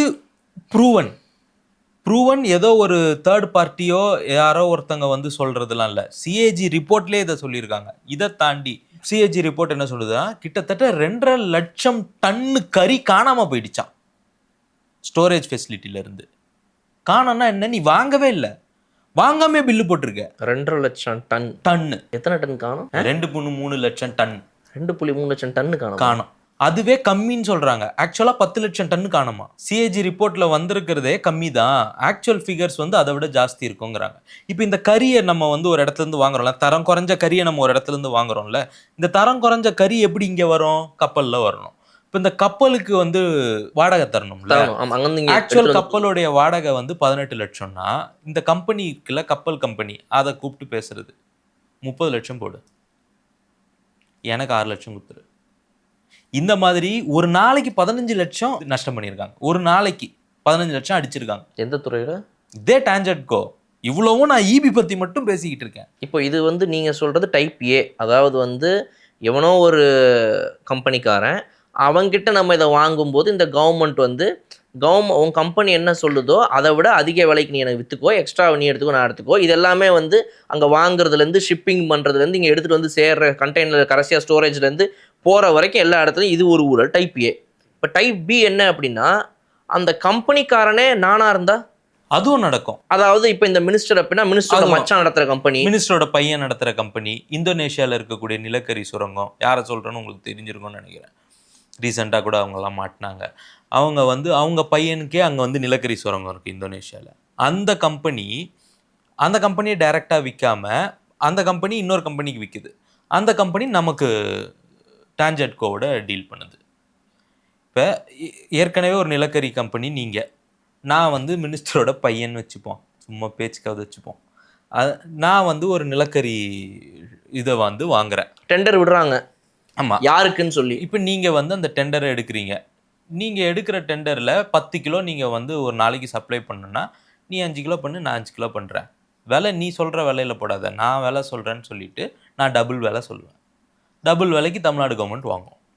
10 ரூபாய்க்கு வாங்குற பொருளை 20 ரூபாய்க்கு வாங்கும். நான் 10 ரூபாய்க்கு கொடுக்க தயாராகிறேன், ஆனால் என்கிட்ட வாங்காது. அதான் என்ன கூட சேர்ந்து பண்ணால் உனக்கு 10 ரூபான்றது நீ 15 ரூபா எடுத்துக்கலாம்.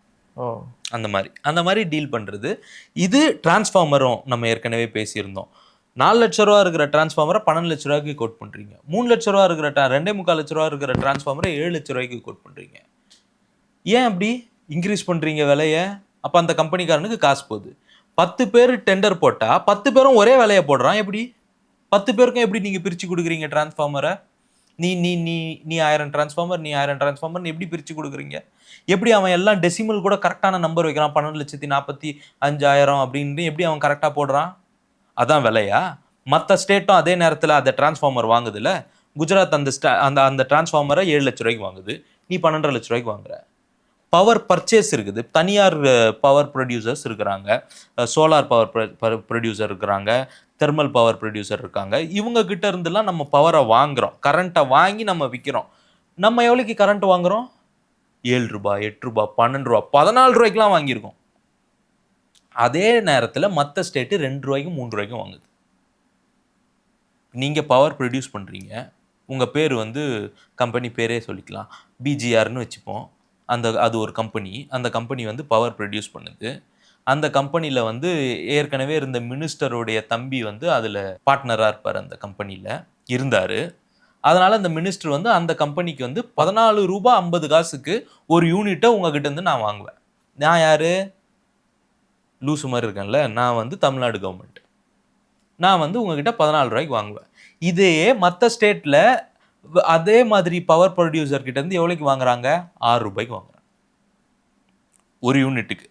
ஒரு நாளைக்கு நீங்கள் எத்தனை யூனிட் வாங்குறீங்க தெரியாது. எத்தனை மெகாவாட் வாங்குறீங்க தெரியாது. அப்போ எவ்வளோ ஊழல் நடக்குது? இதெல்லாம் லீக்கேஜஸ். இந்த லீக்கேஜஸ் எல்லாம் கண்ட்ரோல் பண்ணணும். இதுக்கு தான் நீங்கள் வந்து சிடிஆர் நிர்மல்குமார் அவர் மினிஸ்டர் ஆன பிறகு என்ன சொன்னார், பவர் பர்ச்சேஸில் இருக்கிற டெண்டரெல்லாம் நாங்கள் ரத்து பண்ணிட்டோம், திருப்பி ரீகால் பண்ண போகிறோம்னு சொன்னார்.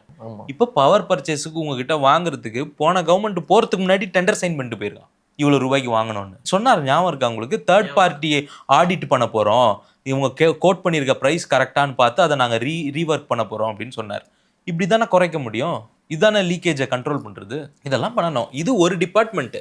இந்த மாதிரி டாஸ்மாக்கு, இந்த மாதிரி டிரான்ஸ்போர்ட்டு, ரெவென்யூ இதே மாதிரி தான் பண்ணுறாங்க. பத்திரப்பதிவுத்துறையிலையும் இதே மாதிரி தான் பண்ணுறாங்க. கம்மியாக கோட் பண்ணுறது, அதுக்கு ஒரு நிலையான ஒரு நம்பர்ஸ் கிடையாது. உங்களுடைய கைட்லைன் வேல்யூ எங்கேயோ இருக்குது, மார்க்கெட் வேல்யூ எங்கேயோ இருக்குது. இப்போ இந்த தெருவில் கைட்லைன் வேல்யூ எவ்வளோன்னு நீங்கள் செக் பண்ணுங்களேன். மிஞ்சி போனால் ஒரு 6,000 ரூபாய் 5,000 ரூபாய் தான் வரும். இந்த இடத்துல நீங்கள் ஸ்கொயர் ஃபீட் 5,000 ரூபாய்க்கு வாங்கிட முடியுமா? முடியாது. ஏன் மார்க்கெட் வேல்யூ எங்கேயோ இருக்குது, கைட்லைன் வேல்யூ எங்கேயோ இருக்குது? ஏன் அது ரெண்டு கிட்ட இல்லை? அந்த கேப்பு தான் ஊழல். அந்த கேப்பு என்ன பண்ணுவீங்க? இப்போ நீங்கள் வந்து கைட்லைன் வேல்யூக்கு கீழே உங்களால் வந்து இந்த இடத்த பதிய முடியாது.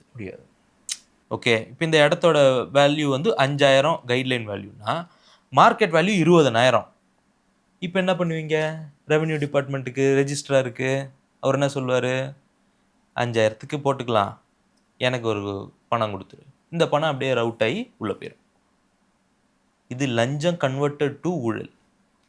சிஸ்டமிக்காக நடக்கிறது ஊழல். ஏதோ கொடு போ அப்படின்னு சொல்கிறது லஞ்சம். இது லஞ்சம் கிடையாது. நீங்கள் ஃபஸ்ட்டு சொன்னது லஞ்சம், இது ஊழல். இது வந்து சிஸ்டமிக்காக நடக்குது. போன வாட்டி நினைக்கிறேன் பத்திரப்பதிவுத்துறை மினிஸ்டர் ஆனவருக்கு வீட்டு கல்யாணத்துக்கு அந்த பணம் என்ற மிஷின் வச்சு மொய் வாங்கினாங்க.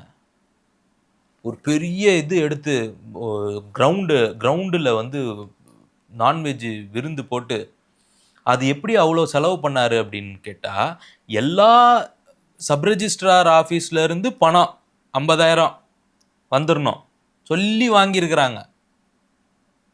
இப்படி ஒவ்வொரு வருஷமும் நடக்கிறது. இங்கேருந்து கரெக்டாக அங்கே போயிடும் இந்த பணம் அப்படின்னு சொல்லிட்டு. இதெல்லாம் ஊழல், இதெல்லாம் லீக்கேஜ், இதெல்லாம் கண்ட்ரோல் பண்ணணும். ஸோ அப்போ ஒவ்வொரு துறையிலையுமே இப்போ நம்ம பார்க்கும்போது இவர் ஏன் வந்து காலேஜ் வச்சுருக்காரு, இவர் ஏன் வந்து பியர் மேனுஃபேக்சரிங் வச்சுருக்காரு, இவர் எதுக்கு வந்து இந்த கம்பெனி வச்சுருக்காரு, இந்த மேனுஃபேக்சரிங் கம்பெனி, துணி வைக்கிற கம்பெனி, இப்படின்னு நம்ம யோசித்து பார்த்தோம்னா இந்த அரசியல்வாதிகளுடைய குடும்பத்தினரோ பினாமிகளோ இவங்க அனைவருமே நடத்தக்கூடிய இந்த கம்பெனி எல்லாமே சும்மா சாதாரண மக்களுக்காக மட்டும் நடத்துகிற கம்பெனியோ எந்த பிஸ்னஸோ கிடையாது. இது எல்லாமே கவர்மெண்ட்டுடைய ப்ராஜெக்ட்டுக்கும் டெண்டருக்கும் தேவைப்படுற ஒரு இடமா தான் இருக்குது. அப்போ அது ஊழல் மேனுஃபேக்சரிங்க்கான ஒரு இடமா அது இருக்குது. பொங்கலுக்கு வந்து வேட்டியும் சேலையும் கொடுப்பாங்கல்ல, ஆமாம், பொங்கல் கொடுப்பாங்க.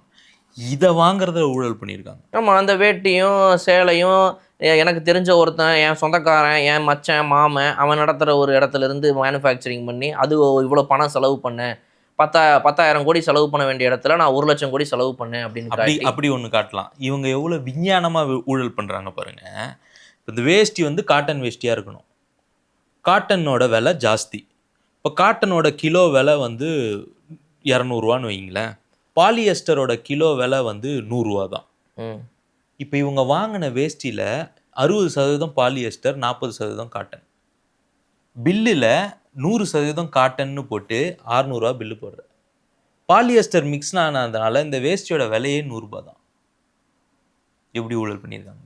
அப்போ கொண்டு வர திட்டங்கள்லேருந்து ஆரம்பித்து மாதம் வந்து என்னென்ன விஷயங்களை ஒரு கவர்மெண்ட் செய்யணுமோ அதிலிருந்து எல்லாத்துலேயுமே வந்து ஊழலுன்றது தான் வந்து இப்போ நீங்கள் சொல்கிற இந்த ஒரு 10,00,000 கோடி கிடையாது, 13.25 லட்சம் கோடி கடன் ஆக்சுவலாக அப்படின்னு சொல்கிற இந்த எக்ஸ்ட்ரா 3.5 lakh crore ஒரு காரணம். ஸோ இதெல்லாம் கண்ட்ரோல் பண்ணால் நம்ம வந்து இதை கரெக்டாக கொண்டு வரலாம். ஸோ இதுக்கு ஆணி வேறு எங்கே போட்டாங்க?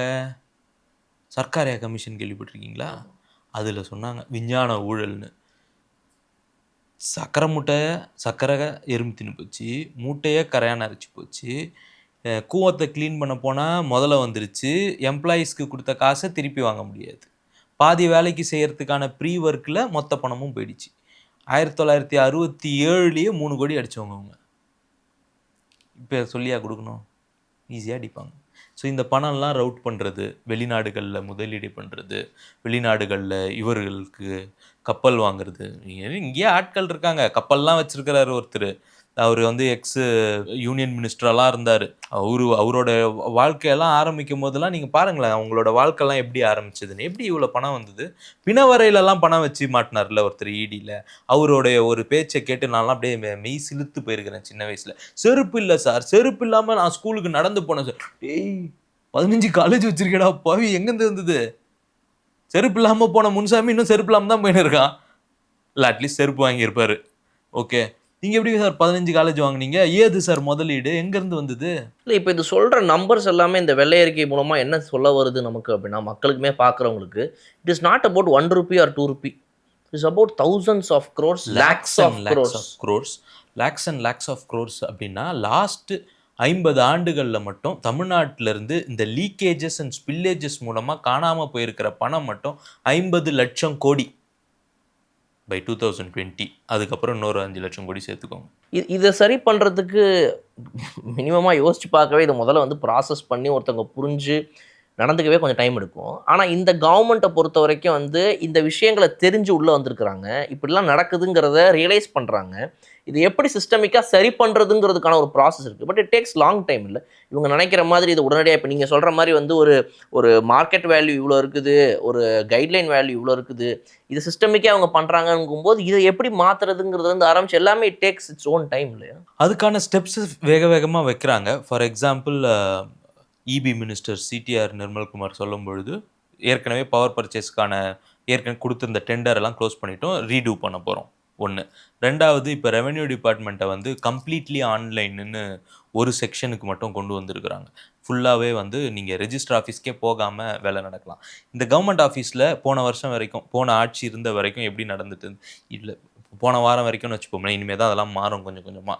இன்னதான் நீங்கள் வந்து ஆன்லைனில் ஒரு விஷயத்தை அப்ளை பண்ணாலும் 100 வாட்டி நேரில் வரதான் வேணும், போய் தான் ஆனும். உங்களை யார் நேரில் உங்களை யாருங்க ஆன்லைனில் போட சொன்னால் அது வேலைக்கு ஆகாதுங்க, அது சர்வர் ப்ராப்ளம்ங்க, அது பிரச்சனைங்க, அதை கேன்சல் பண்ணுங்கள், திரும்ப முதல்ல வந்து இங்கே ஒரு பிட்டிஷனை போடுங்க. கரெக்ட். ஸோ இந்த எஃபிஷியன்சி ஆஃப் த சிஸ்டம்மை வந்து இன்க்ரீஸ் பண்ணணும். இன்னும் பிளேட்டண்ட்டாக சில விஷயங்கள்லாம் பேசினா அது ரொம்ப கசப்பாக இருக்கும். இந்த கவர்மெண்ட் ஆஃபீஸில் இவ்வளோ சம்பளம் வாங்குற ஒரு அதிகாரி, இவரை தூக்கி நீங்கள் ப்ரைவேட்டில் போட்டிங்கன்னா 1 மாதத்தில் பேப்பர் இந்தாப்பா வேறு இடத்துக்கு போனால் அனுப்பிடுவோம். That is your efficiency. Just because you got selected and sitting there, you are not efficient enough. அந்த எஃபிஷியன்சியான வேலையை இப்போ இருக்கிற கவர்மெண்ட்டாவது இவங்க கிட்ட இருந்து வாங்கணும். They are taking the big chunk of your revenue. இல்லை 24-25% 64ல் 23 எடுத்துருங்க, 42% கிட்ட. அவ்வளோ சதவீதமும் உங்களுக்கு தான் போகுது, சம்பளமும் உங்களுடைய பென்ஷனுக்கும் போகுது, உங்களுக்கு தான் போகுது. ஆனால் நீங்கள் இன்னுமே நான் பேங்க்குக்கு வந்தேன் அப்படின்னா பொறுமையாக தண்ணி குடிச்சிட்டு இருங்க, சாப்பிட்றதுக்கு லஞ்ச் அப்புறமா வாங்கன்னு சொல்லி லஞ்ச் பிரேக்கு 10 நிமிஷம் முன்னாடியே லஞ்ச் விட்டுட்டு லஞ்ச் பிரேக் முடிஞ்சு 5 நிமிஷம் கழிச்சு வந்து இன்னுமே நடக்குது. பொறுமையாக செயல்படுறீங்க. எல்லா கவர்மெண்ட் ஆஃபீஸும் 20 அப்ளிகேஷன் ப்ராசஸ் பண்ண வேண்டிய ஒரு நாளில் நீங்கள் 7 அப்ளிகேஷன் தான் ப்ராசஸ் பண்ணாலே ஒன்று. அதுலேயும் அந்த இந்தியனில் காட்டுவாங்கல்ல, முக்கியமான பேப்பர் இருக்குது, it happens, it still happens, it should not happen.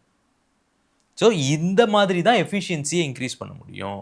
இப்படி எஃபிஷியன்சியை இன்க்ரீஸ் பண்ணால் மட்டும்தான் கவர்மெண்ட்டை வந்து நம்ம நல்ல வழிக்கு கொண்டு போக முடியும். ஸோ அப்போ இந்த பென்ஷன் பொறுத்த வரைக்கும் இப்போ இவ்வளோ விஷயம் பேசுனாலும் என்ன தோணுதுன்னா, அப்போது அந்த பென்ஷன் வாங்குறவங்க வயதானவர்கள், முதியவர்கள்னு அதிகமாகிட்டே போயிட்டு இருப்பாங்க, அந்த பென்ஷன்ஸ் அதிகமாகும். இப்போ இதை பற்றி நேற்று கூட அவங்க பேசியிருந்த போய் சொல்லியிருந்தாங்க, முதியவர்கள் அதிகமாகிக்கிட்டே போகிறாங்க அப்படின்ற மாதிரி. அது என்ன மாதிரி ஃபேக்டரில் அது வரும்? இந்தியா வந்து உலகத்திலே இளமையான நாடுன்னு சொல்லிகிட்டு இருக்கோம். ஏன் இளமையான நாடு? Average age of the India வந்து 25-30க்குள்ளே தான் இருந்தது. இப்போ அது அதிகமாகிட்டே வருது. ஆனால் தமிழ்நாடுக்கு நம்ம அந்த பீக்கில் இப்போ இருக்கிறோம். இப்போ தான் நம்ம வந்து பீக்கில் இருக்கோம். எம்ப்ளாயபிள் ஏஜ் இருக்கு இல்லையா, 25லேருந்து 45 வயசுக்குள்ளே இருக்கக்கூடிய மக்கள் அதிகமாக இருக்கக்கூடிய டைம் இது. அடுத்த ஒரு 25 வருஷத்தில் இந்த 25-40 இருக்கிறவங்க 65க்கு போயிடுவாங்க. அப்போ அவங்க எம்ப்ளாயபிள் கிடையாது, அவங்க வந்து வயது முதிர்ந்த சீனியர் சிட்டிசன்ஸாக ஆகிடுவாங்க. இப்போ இந்த சீனியர் சிட்டிசன்ஸாக ஆகும்பொழுது நீங்கள் சொன்ன பென்ஷன் ஒரு கன்சர்ன். ரெண்டாவது, வேலை செய்கிறதுக்கான ஆட்கள் இல்லை. ஏன்னா இங்கே பர்த் ரேட் கம்மியாயிடுச்சு, டெத் ரேட்டும் கம்மியாயிடுச்சு. இறக்க வேண்டியது தள்ளி போயிட்டே இருக்கு, பிறக்க வேண்டியது இல்லை. அப்போ பர்த் ரேட்டும் கம்மி, டெத் ரேட்டும் கம்மி ஆயிட்டதுனால நம்ம வயதான ஒரு சொசைட்டியாக நம்ம மாறிட்டு இருக்கோம். நேற்று மினிஸ்டர் சொல்லும் போது ஹி மார்க்ட் அ நம்பர் 2100க்கு வந்து நம்ம வந்து 70% கிட்ட வந்து முதியோர் தான் இருப்போம்னு. அது வேற எங்கேயாவது நடந்திருக்கான்னு பார்த்தீங்கன்னா, இப்போ ஜப்பானோட எக்கனாமி வந்து ஃபால் ஆனதுக்கு மேஜர் ரீசன் அதுதான். அங்கே எல்லாம் வயதானவர்களாக இருக்காங்க, குழந்தை யாரும் பர்த் வந்து ரொம்ப கம்மியாக இருக்குது, குழந்தை பெற்றுக்கிறது இல்லை. ஃபேமிலிங்கிற அந்த அந்த ஸ்ட்ரக்சர்லேருந்து வெளில போயிட்டதுனால நிறைய குழந்தைகள் பெற்றுக்காமல் இருக்கிறதுனாலையும் முதியோர்கள் ஜாஸ்தியாக இருக்கிறதுனால எம்ப்ளாயபிள்ஸ் வந்து ரொம்ப கம்மியாக இருக்காங்க. இப்போ ஃபார் எக்ஸாம்பிள் நான் இதை பற்றி ஒரு லாஸ்ட் இயர்க்கு முன்னாடி நினைக்கிறேன், டைவானில் போயிட்டு இதை பற்றி நான் அங்கே ஒரு யூத் ஃபோரமில் இதை பற்றி நான் பேசியிருந்தேன். இந்த டெமோகிராஃபிக்ஸ் வந்து உலகத்தோட எக்கனாமியை எப்படி பாதிக்க போகுது, எப்படி சேஞ்ச் பண்ணுதுன்னு. அதுக்கப்புறம் சில விஷயங்கள் அங்கே நடந்தது. டைவான் இஸ் அஃப்ரைட் தட் அவங்க ஏற்கனவே வந்து அந்த மார்க்கை ரீச் பண்ணிட்டாங்க. 60% வந்து 60 வயதுக்கு மேலே இருக்காங்க, 65% வந்து 60 வயதுக்கு மேலே இருக்காங்க. மீதி 35ல் 20 வயசு கீழே கொஞ்சம் பேர் போயிடுவாங்கல்ல, ஒரு 15% பேர் தான் வந்து எம்ப்ளாயபிள் ஏஜ் குரூப்பில் இருக்கிறாங்க. அதனால் டைவானில் plumbing works, electrical works, mechanical works இதெல்லாம் செய்யறதுக்கான ஆட்களே கிடையாது. ஆமாம், இருக்கிற 100 பேர் அந்த ஊரில் இருக்கிறாங்க அப்படின்னா அதில் 60 பேர் வந்து வயசானவங்க, வேலை பார்க்க மாட்டாங்க, வீட்டில் இருக்கிறாங்க. மிச்ச 15 பேர் வந்து சின்ன பசங்க, யாருமே வந்து ஸ்கூலுக்கு போகிறாங்க. அப்போ மிச்சம் அந்த 25% எம்ப்ளாயீஸ் தான் 100 பேருக்கு 75% மக்களுக்கு சர்வீஸ் பண்ணணும், அவங்களுக்கும் பண்ணணும். மொத்தம் 100 பேருக்குமே இந்த 25 பேர் தான் வேலை பண்ணணும். அப்போ என்ன பண்ணுறாங்க, இப்போ ஏன் டைவான் நம்ம கொண்டு வரோம்னா, டைவான் வந்து இந்த ஸ்பேர் பார்ட்ஸு, மெக்கானிக்கல் பார்ட்ஸ், இந்த மெஷினரிஸு, மில்லிங்கு, காஸ்டிங் இதெல்லாம் பண்ணுறதுல வந்து சூப்பர் கண்ட்ரி, உலகம் ஃபுல்லாக எக்ஸ்போர்ட் பண்ணுறாங்க. இப்போ இந்த விஷயம் தெரிஞ்சவங்க அங்கே இல்லை, எல்லாருக்கும் வயசாயிடுச்சு, அவங்களால அந்த வேலையை செய்ய முடியல. அந்த அந்த நாலேஜாக அடுத்த ஜெனரேஷனுக்கு போகாது, ஏன்னா அடுத்த ஜெனரேஷன் ரெடியாக இல்லை. இப்போ அடுத்த ஜெனரேஷன் எங்கே போவோம், சர்வீஸ் எக்கானமிக்கு போயிடுது, ஐடிக்கு போயிடுது. இப்போ இந்த வேலையை யார் செய்வா? அப்போ அங்கேருந்து ஒரு ஃபோரம் வந்து இந்தியாவில் வந்து சைன் பண்ணிட்டு போனாங்க லாஸ்ட் இயர். இங்கேருந்து எங்களுக்கு எம்ப்ளாயீஸ் அங்கே வந்து அனுப்புங்க. என்ன மாதிரி ஒர்க்ஸ்க்கு? இந்த மாதிரி plumbing, electrical, mechanical, machine works. இதுக்கே அங்கே ஆள் இல்லை. அதனால தான் அவங்களோட எக்கானமி நல்லா இருக்கு. அவங்க எக்கானமி வாஸ் பேஸ்ட் ஆன் இந்த machines, tool manufacturing, machine manufacturing. இதுதான் அவங்களோட கோர் எக்கானமி. அவங்களோட எக்கானமி அதில் தான். இப்போ சைனாவும் அதானே பண்ணுறாங்க. இப்போ சைனாவும் அதை நோக்கி தான் போயிட்டு இருக்காங்க. சைனாவும் பயத்தில் இருக்காங்க, சைனாவும் வயசாகிட்டே போகுது. ஆனால் இவங்களோடது எல்லாமே மேனுஃபேக்சரிங் இண்டஸ்ட்ரி. இப்போ மேனுஃபேக்சரிங் இண்டஸ்ட்ரியில் வேலை செய்கிறதுக்கு ஆள் இல்லை. இப்போ அவங்க என்ன பண்ணணும், வெளிநாடுகளில் எங்கே ஆள் இருக்காங்களோ அங்கேருந்து கூப்பிடணும். ஸோ அப்போ இந்தியாவிலையுமே அந்த ஒரு பிரச்சனை வருன்ற மாதிரி தமிழ்நாடு, இந்தியாவுக்கு முன்னாடி அந்த பிரச்சனை தமிழ்நாடுக்கு வந்துடும். அதான் சொன்னார் நேற்று, 2100 வந்து 70% நம்ம வந்துட்டு வயசானவங்க மட்டும்தான் இருப்போம் அப்படின்னு. தமிழ்நாடுக்கு இந்தியாவை விட சீக்கிரமாக வந்துடும். ஏன்னா நம்ம வந்து குடும்ப கட்டுப்பாடெல்லாம் கரெக்டாக பண்ணி, ஃபேமிலி பிளானிங்லாம் பண்ணி, இப்போ நம்மளோட வந்து ஒரு யூரோப்பியன் கல்ச்சர் ஆஃப் லைஃப் ஸ்டைலுக்கு மாறி கல்யாணம் பண்ணுறது, டுவல் இன்கம் நோ கிட்ஸ், அதெல்லாம் எனக்கு தெரியாது. இது ஏதோ ஆப் பேர் போலக்குதுன்னு நினச்சேன்னா. டுவல் இன்கம் 2 பேரும் சம்பாதிப்பாங்க, பட் குழந்தைங்க வேணாம். ஸோ அந்த மாதிரி ஒரு கல்ச்சரை நோக்கி நம்ம போகிறோம் இல்லையா. So that is also alarming. ஏன்னா அதோடைய ஒரு முன்னெடுப்பாக இப்போ பார்க்கும்போது ஒரு அரசாங்கத்தினால என்ன பண்ண முடியும், முதல்வன் படத்தில் வர மாதிரி வந்துட்டு உடனடியாக எல்லாருக்கும் சஸ்பென்ஷன், எல்லாருக்கும் இதுன்னு சொல்லிட்டு அடுத்து யார் வேலை பார்ப்பா இப்படின்ற ஒரு ப்ராக்டிக்கல் டிஃபிகல்ட்டிஸ்க்கு மத்தியில் டாஸ்மாக் துறையை பொறுத்த வரைக்கும் அமைச்சர் அவர்கள் என்ன சொல்லியிருந்தார் அப்படின்னா வந்து எந்தெந்த கடைகள்லாம் வந்துட்டு நீங்கள் வந்து நான் போனால் வந்து என்னை ஒழுங்காக ரெஸ்பாண்ட் பண்ண மாட்டேங்கிறாங்க, என்னங்க வீடியோ ரெக்கார்ட் ஆகுது, 10 ரூபா வாங்கக்கூடாது, 20 ரூபா வாங்கக்கூடாதுன்னு சொல்கிறாங்க, நீங்கள் எதுக்குங்க எக்ஸ்ட்ரா வச்சு வைக்கிறீங்க, நீங்கள் ஏன் இதை பண்ணுறீங்க, நீங்கள் அதை பண்ணுறீங்கன்னு கேட்டால் பதில் சொல்லாமல் இருந்த அதிகாரிகளை பற்றி நியூஸ்லாம் வீடியோ வந்ததுக்கப்புறம் அமைச்சர் சொல்கிறாரு, நீங்கள் நாளைக்கு போய் பாருங்கள் எந்தெந்த இடங்கள்லாம் அந்த மாதிரி அதிகாரிகள் இருந்தாங்கன்னு நீங்கள் சொன்னீங்களோ அந்த ஆஃபீஸர்ஸ் அந்த பசங்க யாரும் இருக்க மாட்டாங்க, நீங்கள் போய் செக் பண்ணுங்க அப்படின்னு அவர் தைரியமாக சொல்கிறாரு. அண்ட் அதற்கப்புறமா அது போன்ற தவறுகள் இது வரைக்கும் இன்னும் அந்த மாதிரி செய்திகளில் இல்லை.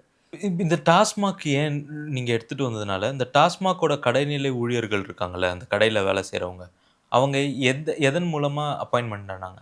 கவர்மெண்ட் எக்ஸாமோ கிடையாது, எதுவுமே கிடையாது. கரெக்டாக. அப்போ அவங்கெல்லாம் யார் மூலமாக அப்பாயிண்ட் ஆகிருப்பாங்க? இதுக்கு முன்னாடி இருக்கக்கூடிய லோக்கல் இன்ஃப்ளூயன்ஸ்னால தான் தெரிஞ்ச கவுன்சிலருக்கு தெரிஞ்ச அப்படி தானே இருப்பான். ஆமாம், கவர்மெண்ட் மாறினா எனக்கு என்ன, நான் காசு கொடுத்து தான் வந்தேன், எனக்கு காசு கொடுன்னு தான் கேட்பான். ஸோ இதெல்லாம் இந்த கவர்மெண்ட் மேலே இருக்கக்கூடிய ஒரு தலையாய கடமை, பெரிய சுமை.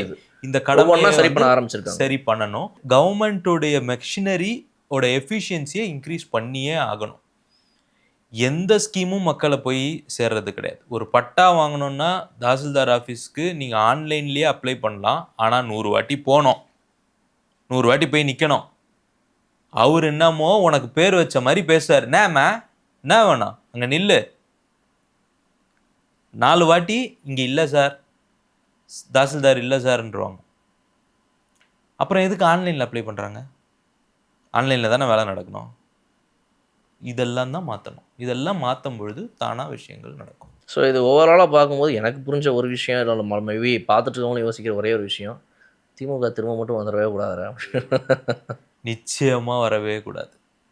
அவங்களுக்கு இவங்க இப்போ வரைக்கும் அவங்களுடைய குமுறல்களுக்கான காரணம் என்னன்னா, ஐயோ இதெல்லாம் வெளில வருமே இப்போ, அதுதான் ஒன்று இதெல்லாம் ஆட்சி இனிமேல் பண்ண போயிடுச்சுன்னு முடியாது அப்படின்றது, இன்னொன்று இதெல்லாம் அதை வந்துருமே. பற்றி கூட கவலைப்படும். இதெல்லாம் வெளில வந்துருமே, இத்தனை வருஷமா ஒரு விஷயத்த செஞ்சு வச்சிருக்கிறோம் சார். ஆட்சி மாறிட்டே தான் சார் இருக்கு எவ்ரி 5 இயர்ஸ். யார் சார் இதெல்லாம் வெளில கொண்டு வந்தாங்க? யார் இதை பற்றி பேசுனாங்க? பிடிஆர் போட்டார்ல, அதுல இருந்து என்ன என்ன என்ன இன்ஃபரன்ஸு, என்ன டெவலப்மெண்ட் இருக்கு? பிடிஆரை தூக்கி போட்டாங்க, அவ்வளோதான். ஏன் போட்டாங்க? ஏன்னா அவர் உண்மையெல்லாம் பேச ஆரம்பிக்கிறாரு. அவர் ஒரு இடத்துல ஓப்பனாக ஸ்டேட்மெண்ட் கொடுத்தாரு, நிறைய லீக்கேஜ் இருக்குது இந்த டிபார்ட்மெண்ட்டில், கவர்மெண்ட் மிஷினரி பெருசாக இருக்குது, இதில் நிறைய லீக்கேஜ் இருக்குது, இதெல்லாம் கண்ட்ரோல் பண்ணாலே நம்மளுடைய எக்கானமி நல்லா ஆகிடும்னாங்க. அது பிடிக்கல, அந்த ஒரே வார்த்தை தூக்கிட்டாங்க. வேற மினிஸ்ட்ரி சும்மா போட்டு உட்கார வச்சுருந்தாங்க. இதை வந்து நம்ம வந்து தடுக்கணும். தடுத்தது மட்டும் இல்லாமல் இதில் ஈடுபட்டவர்களுக்கு தண்டனை வாங்கி கொடுக்க வேண்டிய பெரிய பெரிய பொறுப்பு கட்சி move TVK should take. So இதில் நீங்கள் சொல்கிறது ஒரு பக்கம், இங்கே இருக்கிற அதிகாரிகள் யார் யாரெல்லாம் இன்னுமே அந்த மிஷினரிக்குள்ளேயே இயங்கிக்கிட்டு இருக்கிறாங்களோ அவங்கள வந்து சரி பண்ணணும், அவங்கள மாற்றணும், ரீப்ளேஸ் பண்ணணும், ஆர் எனிதிங் வாட் எவர். இந்த மிஷினரிஸ் ஏன்னா கடைசியில் கொண்டு போய் மக்கள்கிட்ட சேர்க்கறது இவங்க தான். கரெக்ட். இந்த மிஷினரியோடைய லாஸ்ட் பாயிண்ட் அவங்க தான். அந்த டிப் சரியில்லை அப்படின்னா மேலேருந்து ஆரம்பிக்கிற எதுவுமே சரியாக போய் சேராது. ஸோ அவங்கள முதல்ல வந்து இது பண்ணணும். ரெண்டாவது, இது மாதிரி ஏற்கனவே டெண்டருங்க போயிட்டு இருக்குது, அது வந்து ஆன்கோயிங் ட்ரெண்டு. எல்லா டெண்டரையுமே ரீகால் பண்ண முடியுமா? எவனோ ஒரு பெரிய இவனாக இருப்பான், அவன் அந்த பெரிய கம்பெனியோடைய டெண்டர்லாம் நீங்கள் ரீகால் பண்ண முடியுமா? அவன்கிட்ட நீங்கள் திரும்ப இது பண்ணிங்கன்னா அது என்ன பிரச்சனையாகும்? இதெல்லாம் சந்தித்து சமாளித்து அதை சரி பண்ணி பர்ச்சேசிங் பவர்லேருந்து ஆரம்பித்து இந்த லீக்கேஜஸ் எல்லாத்தையும் பெரிய லெவலில் கண்ட்ரோல் பண்ண ஆரம்பிக்கணும். மூணாவது முக்கியமான விஷயம், இப்போ இருக்கிறவங்க வந்து இந்த மக்கள்கிட்ட அடுத்தடுத்த ஸ்கீம்ஸை கொண்டு போகிறதுல ஆரம்பித்து எல்லாத்துக்குமே டெஃபிசிட்டாக இல்லாமல் சர்ப்ளஸாக கொண்டு போய் ஃபைனலாக நிறுத்தணும். அப்படின்னா it cannot happen in 1 day or 1 year or 1 thing. இன்னொரு முக்கியமான விஷயம் இருக்குது. இந்த கவர்மெண்ட் மிஷினரி இருக்குல்ல, இது எல்லாமே அண்டர் பர்ஃபார்மிங், அண்டர் எம்ப்ளாய்டு. போதிய அளவுக்கான நபர்களும் இல்லை, அவங்களுடைய எஃபிஷியன்சிக்கு அது இயங்கவும் இல்லை. புதுசாக அத்தனை ஆட்களை கொண்டு வந்தீங்கன்னா இன்னொரு 20% இங்கேருந்து போயிடும். 64 இருக்கிறது இன்னொரு 20% இங்கேருந்து போகும். ஆமாம், ஏற்கனவே இபியில் வந்து போதுமான அளவுக்கு பணியாளர்கள் பாதி தான் இருக்கிறாங்கிறாங்க. அப்போ இன்னொரு பாதி 75,000 பேர் இன்னும் இன்க்ரீஸ் பண்ணணும். அவங்களுக்கு அவ்வளோ சம்பளம் கொடுக்கணும். இல்லைன்னோ போலீஸ்லேயும் ஸ்ட்ரென்த்து பத்தலைன்னு போலீஸும் ரொம்ப நாளாக கேட்டுட்டு இருக்காங்க. இப்போ அதையும் நீங்கள் இன்க்ரீஸ் பண்ணிங்கன்னா சேலரி அண்ட் பென்ஷன்ஸில் இன்னொரு பெரிய சங்கு வெளில போயிடும். இது பத்தாமல் பழைய ஊழியர்கள்லாம் பென்ஷனை வந்து இப்படிலாம் ஜாஸ்தி ஆகுமோ, பழைய பென்ஷன் ஸ்கீமை கொடுங்கன்னு கேட்டுருக்கு. அண்ட் ஒவ்வொரு வருஷத்துக்கு திரும்பவும் பென்ஷனஸ் அதிகமாகிட்டே இருக்க வேற போகிறாங்க. கரெக்ட். பழைய பென்ஷன் ஸ்கீமை திருப்பி கொடுங்க, ஏன்னா அதில் தான் ஜாஸ்தி பென்ஷன் வந்ததுன்னு வேற கேட்டுட்டு இருக்காங்க. கவர்மெண்ட் எம்ப்ளாயீஸ் வந்து சேலரி பத்தலை, பே கமிஷனை வந்து புதுசு கொண்டு வாங்க, இன்க்ரீஸ் பண்ணுங்கன்னு கேட்குறாங்க. You are not efficient. நான் சம்பளம் நிறைய கொடுக்குறேன், எஃபிஷியண்ட்டால் ஆளை நான் ரீப்ளேஸ் பண்ணுறேன். இப்போ ஒரு கவர்மெண்ட் ஆஃபீஸ்க்கு போகிறோம், அங்கே இருக்கக்கூடிய ஒரு இஇ அப்படின்னா அவரும் ஒரு கார்ப்பரேட் கம்பெனியில் இருக்கக்கூடிய ரீஜனல் மேனேஜரும் ஈக்குவல்னா 2 பேருமே குவாலிட்டியாக ஈக்குவேட் பண்ண முடியுமா? அவன் வாங்குற காசுக்கு வேலை பார்த்துட்டு அடிக்கமாக போயிட்டே இருக்கிறான், இல்லைனா அவனை தூக்கிடுவாங்க, ரீப்ளேஸ் பண்ணிடுவாங்கன்ற பயத்தில் அவன் உட்காந்துட்டு இருக்கான். அது இல்லையே. இன்னைக்கே என்னை தூக்கி போட்டுருவானுங்க, அசால்ட்டாக ஐடிலையும் தூக்கிடுவான் அவங்கள, அந்த பயம் இருக்குது. இங்கே இல்லையே. அங்கே டார்கெட் இருக்கு, இங்கே இல்லையே. இங்கே டார்கெட் இருந்தாலும் செய்ய மாட்டோமே, ஏன்னா யூனியன் இருக்கே. யூனியன் என்ன பண்ணோம்? வேலையிலேருந்து எடுத்தால் யூனியன் போய் சண்டை போடும். டார்கெட் இருக்கா? கிடையாது. அப்புறம் எஃபிஷியன்சி எப்படி செக் பண்ணுவீங்க? தெரியாது. எஃபிஷியன்சி மார்க் ஏதாவது இருக்கா? ஒன்றும் கிடையாது. உங்களுடைய ப்ரொமோஷனுக்கான ஒரே க்ரைட்டீரியா என்ன? எத்தனை வருஷம் வேலையில் இருந்தீங்க, அதானே? அங்கே என்ன பண்ண சின்ன பையனை கூட பர்ஃபார்மன்ஸ்னால அவனை வந்து ப்ரொமோட் பண்ண முடியும். சின்ன பெண்களை கூட, வயசில் ரொம்ப கம்மியாக இருக்கிறவங்கள கூட சிஇஓ ஆக்க முடியும் ப்ரைவேட்டில். ஏன்? எஃபிஷியன்சியாக இருக்குது, பர்ஃபார்மன்ஸ் இருக்குன்னா பண்ண முடியும். இங்கே சீட்டை தேய்ச்சா போதும், ஏற்றிட்டே போயிடலாம். இதெல்லாம் கஷ்டமான உண்மைகள், ஓப்பன் சீக்ரெட். இந்த வெள்ளை அறிக்கை மூலமா நிறைய விஷயங்கள் வெளியே வந்திருக்குது. அதை வந்து மக்கள் இன்னும் எப்படிலாம் அதை கன்சியூம் பண்ணுறாங்க, அதை எப்படி புரிஞ்சுக்கிறாங்க அப்படின்றது எல்லாமே இந்த வீடியோடைய மூலமாக நம்ம பார்ப்போம். நிறைய விஷயங்களை பகிர்ந்ததுக்கு நன்றி.